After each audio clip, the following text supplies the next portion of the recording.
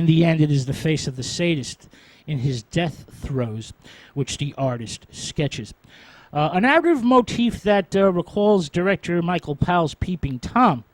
1960, an aesthetic preoccupation with the link between violence, pleasure, and the intensity of emotion. A type of condensing of the most intense physical and emotional experiences into one image, whether there be orgasm and death, or the fantasy union of both. The death orgasm plays a major part in this film. All right, let's move on to Yabu no Naka KURONEKO, also known as KURONEKO, also known as Black Cat.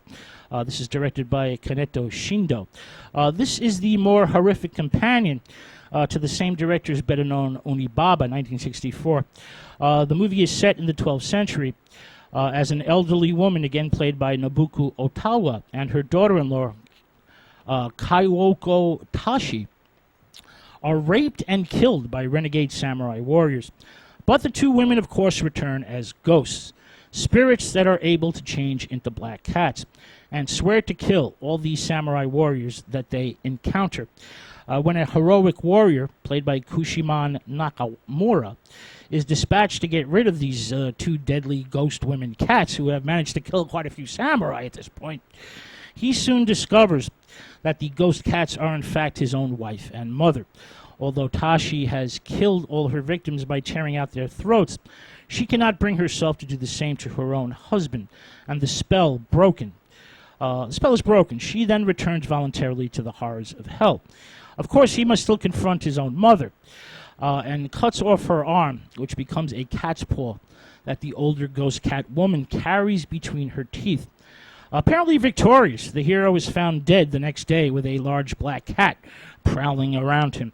The movie fluctuates wildly from poetic imagery to shock effects, but still manages to create a wonderful narrative rhythm.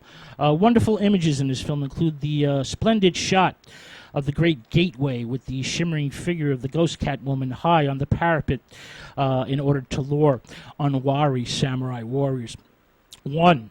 Of course, and there's the ghost cat woman somersaulting high above their intended victims as they ride through the forest. Rendered in some of the most impressive black and white cinematography that you're ever likely to see by Kiyomi Karuda. The soundtrack by Haruki Hayashi and Tetsu Ohashi is a virtuoso mixture of music and natural sounds. And Shingo Kobayashi's makeup of the spectral figures and the gruesome wounds that they inflict also deserve honorable mention.